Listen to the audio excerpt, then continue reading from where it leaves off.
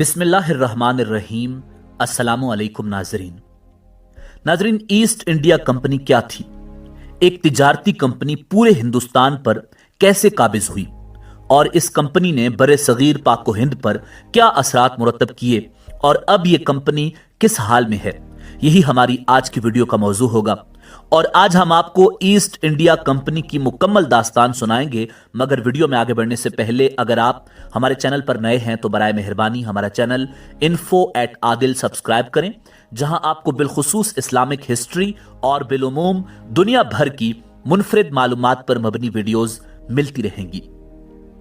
नाजरीन, आज से तकरीबन 420 साल पहले 31 दिसंबर साल 1600 को बरतानिया की मलिका एलिजाबेथ अव्वल ने लंदन के तकरीबन 200 से जायद बाअसर अफराद और ताजरों की एक नई कंपनी को चार्टर जारी किया, जिसके तहत इस कंपनी को मशरकी एशिया में तिजारत पर अजारादारी इनायत की गई। ये एक आम सा सरकारी फरमान था और इम्कान यही था कि कंपनी मसालियाजात की बैनुल-अक़वामी मुनाफा बख्श तिजारत में शरीक हो जाएगी।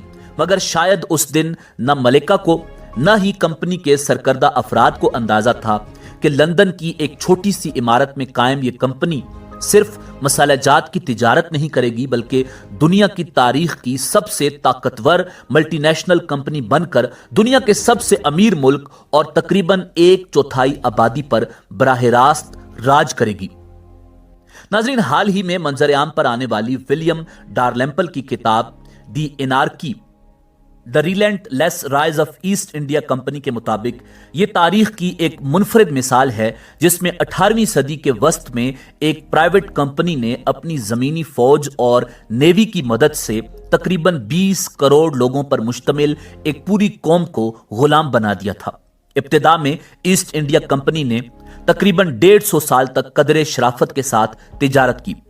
उस वक्त मुगलों की हुक्मरानी में इंडिया दुनिया का अमीर तरीन मुल्क शुमार होता था और उन दिनों का इंग्लैंड मलिका एलिजाबेथ की फरासतमंदी और हिकमत के बायस कदरे तरक्की के बावजूद रकबे और वसाइल में इंडिया के सामने ऐसा ही था जैसे आज के अमेरिका के सामने एशिया का कोई छोटा सा मुल्क हो। इंडिया की आबादी उस वक्त इंग्लैंड से तकरीबन 20 गुना ज्यादा थी। इंडिया दुनिया का सनती मरकज था। दुनिया की आबादी का 5% इंडिया में रहता था और तकरीबन 1/4 मसनूआत यहां तैयार होती थी, जिनमें कपड़े की अशिया सरे फहरिस्त हैं। दुनिया भर का सोना और चांदी इंडिया में आता और यहां की अशिया दुनिया भर में बिकती थी। हत्ता कि सस्ती इंडियन मसनूआत की दस्तयाबी की वजह से दूर दराज के इलाकों जैसे मैक्सिको में मकामी सनत तक मुतासिर हो रही थी। नाज़रीन, उस जमाने में माशी खुशहाली के बायस उस वक्त का मुगल शहनशाह जलालुद्दीन मोहम्मद अकबर दुनिया का सबसे अमीर तरीन इंसान था, जिसकी आमदनी चंद तखमीनों के मुताबिक आज के दौर के तकरीबन 10 अरब ब्रिटिश पाउंड्स के बराबर थी। दूसरी तरफ इंग्लैंड कदरे गरीब ज़रई मुल्क था, जो तकरीबन 1 सदी तक मजहब जैसे मौजू पर खाना जंगी का शिकार रहा था। इंग्लैंड में दुनिया की सिर्फ 3% मसनूआत तैयार होती थी। मजहबी खाना जंगी की वजह से यूरोप में इंग्लैंड किसी हद तक तन्हा हो चुका था। उसी तन्हाई ने इंग्लैंड के बासियों को मजबूर किया कि दुनिया भर में कारोबार और तिजारत के मौके ढूंढें। यह वो वक्त था जब यूरोप की बड़ी ताकतें मशरक के मसालियाजात की तिजारत पर अजारादारी के लिए एक दूसरे से दस्तोगरेबां थीं। नाज़रीन, उस वक्त यूरोप और दुनिया भर में रेफ्रिजरेशन वगैरह की अदम मौजूदगी में गोश्त और दीगर खाने बदबू छोड़ देते थे। ऐसे में उन खानों को इस्तेमाल के काबिल बनाने के लिए मशरिक से आने वाले मसालियाजात की अहमियत इतनी ज्यादा थी कि लोग अपनी दौलत को मसालों की मौजूदगी से मापते थे। पुर्तगाल और स्पेन तकरीबन 1 सदी से उस तिजारत में अपने पंजे गाड़ चुके थे और इंग्लैंड के ताजिर परेशान थे कि वो काफी पीछे रह गए हैं। नाजरीन, उस दौर में बरतानवी मलिका की मर्जी से इंग्लैंड के बैरी ताजिर स्पेन और पुर्तगाल के बैरी जहाजों को समंदरों में मौका मिलने पर लूटते रहते थे, ताम उन्हें बड़े पैमाने पर मसालियाजात की पुरकशिश तिजारत में हिस्सा लेना था। ईस्ट इंडिया कंपनी से पहले मशरिक से मसालियाजात के उसूल के लिए लिवेंट कंपनी 2 कोशिशें कर चुकी थी, मगर उसे कामयाबी हासिल नहीं हुई थी। ताहम लंदन के साबिक और मौजूदा मेयर हजरात, शहर के अकाउंट अफसरान, ताजरान, साबिक फौजी अफसरान और बैरी कज़ाकों की तरफ से मिलकर तश्कील दी जाने वाली कंपनी ईस्ट इंडिया कंपनी ने जो चार्टर हासिल किया उसमें उन्हें मांगी गई मराहत से भी जायद अता की गई, जिनमें 15 साल तक बिला शिरकत गैरे तिजारती अजारादारी और पहले 6 बैरी सफरों पर हर तरह के टैक्स और ड्यूटी की रियायत शामिल थी।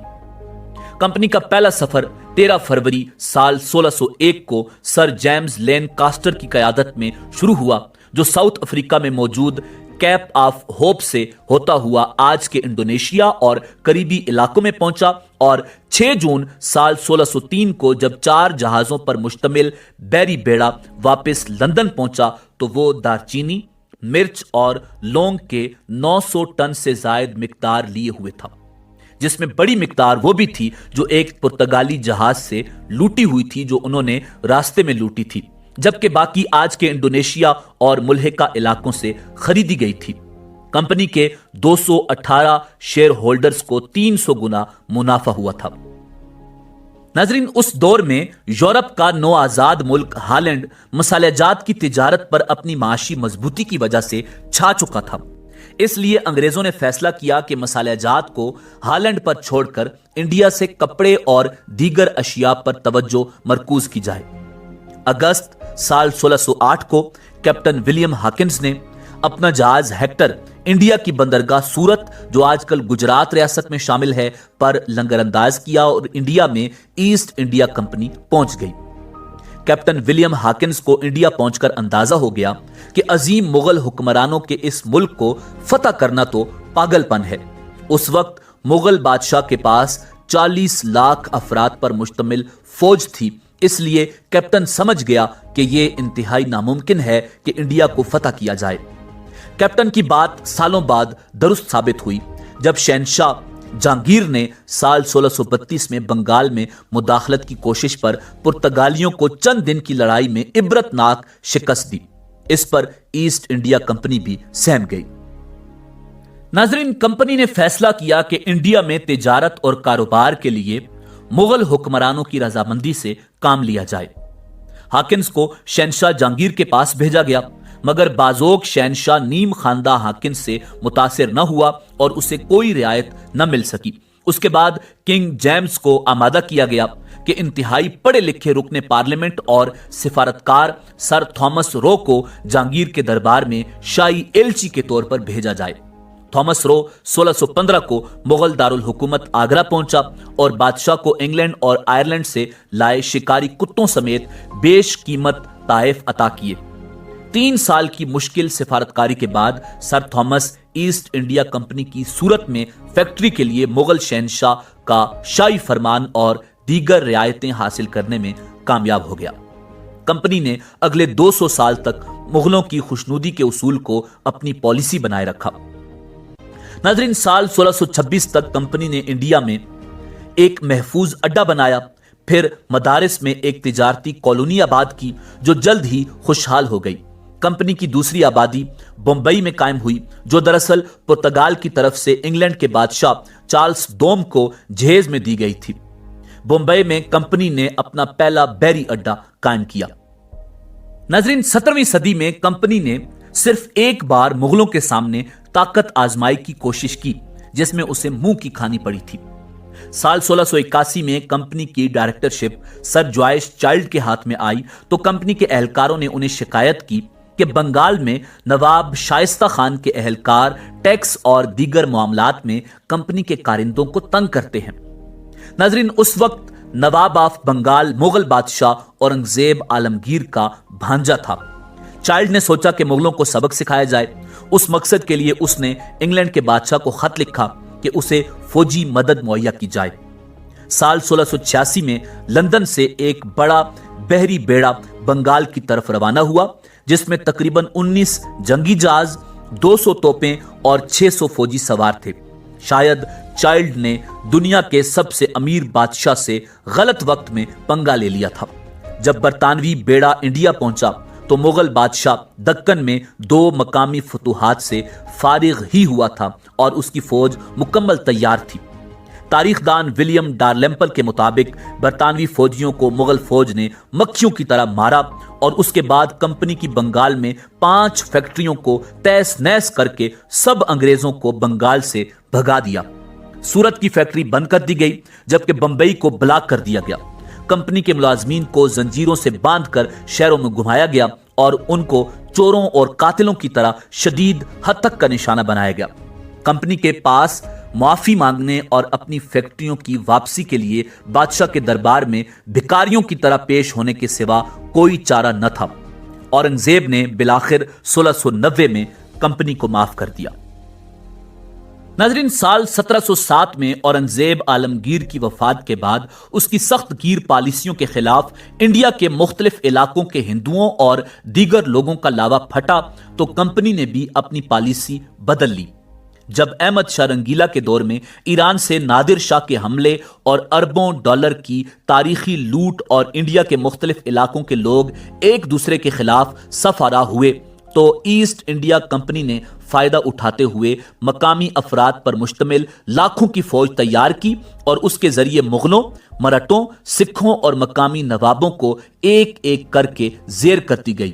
اس دوران یورپ میں صنعتی انقلاب آیا جس کی بدولت جنگی ٹیکنالوجی میں بھی یورپیوں کو برتری حاصل ہو گئی اور وہ اپنی چھوٹی مگر مؤثر فوج کے ذریعے مغلوں اور دیگر حکمرانوں کی پرانی ٹیکنالوجی سے مسلح بڑی فوجوں کو شکست دیتے گئے۔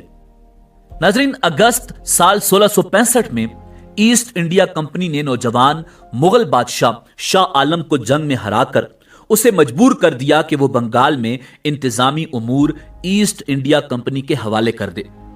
مورخین کے مطابق یہ انڈیا کو نوآبادی بنانے کا سب سے اہم مرحلہ تھا، جس کے بعد کمپنی انڈیا کی مالک بن بیٹھی اور جہازوں کے جہاز بھر کر انڈیا سے لوٹا ہوا مال لندن پہنچنا شروع ہو گیا۔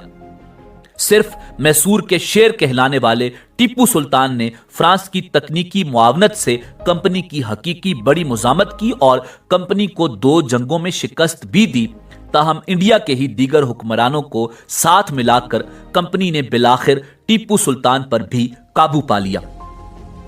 جب سال 1799 کو کمپنی کے گورنر جنرل لارڈ ویلزلے کو ٹیپو سلطان کی جنگ میں شہادت کی خبر ملی تو اس نے اپنا گلاس ہوا میں بلند کرتے ہوئے کہا کہ آج میں انڈیا کی لاش پر جشن منا رہا ہوں۔ اس دوران کمپنی نے برطانوی راج کی طاقت کو استعمال کیا اور 19ویں صدی کے شروع میں دنیا کی سب سے بڑی استعماری قوت بن کر سامنے آئی اور 20 کروڑ آبادی کے انڈیا پر قابض ہو گئی۔ عین اسی وقت برطانیہ میں ایسٹ انڈیا کمپنی کا زوال شروع ہو گیا تھا۔ ناظرین، لارڈ ویلزلے کے دور میں ہی کمپنی جنگی کامیابیوں کے باوجود مالی مسائل کا شکار ہونا شروع ہو گئی تھی اور اس کا قرضہ 3 کروڑ پاؤنڈز یعنی آج کے تقریباً 3 ارب ڈالر سے بڑھ چکا تھا۔ کمپنی کے ڈائریکٹر نے حکومت کو ویلزلے کی فضول خرچیوں پر خط لکھا اور اسے انڈیا سے واپس بلا لیا گیا۔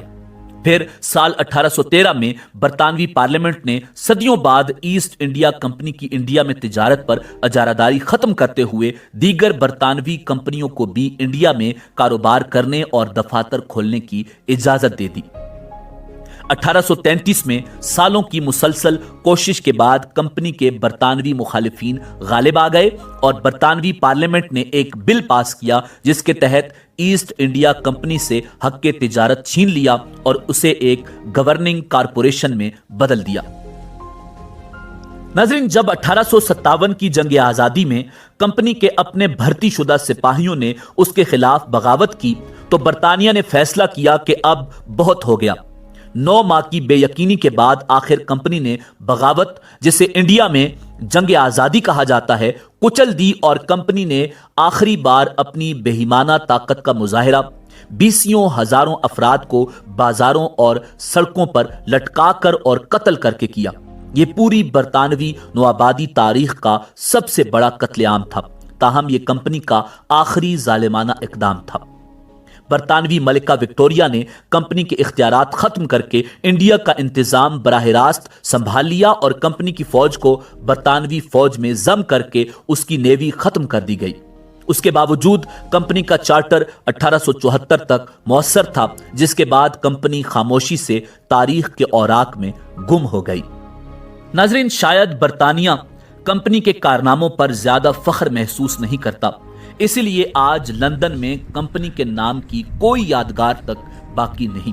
हाँ, कंपनी के ब्रांड का नाम अब इंडिया की रियासत केरला से ताल्लुक रखने वाले दो भाइयों की मिल्कियत है, जिसे वो लंदन के एक शोरूम में गोरमे चाय, कॉफी और चॉकलेट की फरोख्त के लिए इस्तेमाल करते हैं। नाजरीन, इसी उम्मीद के साथ इजाजत दीजिए कि आपको हमारी वीडियो पसंद आई होगी। मिलते हैं बहुत जल्द एक नई तारीखी, तहकीकी और मालूमाती वीडियो के साथ। देखते रहिए info@adil। अल्लाह रब्बुल इज्जत आपका हामी और नासिर हो।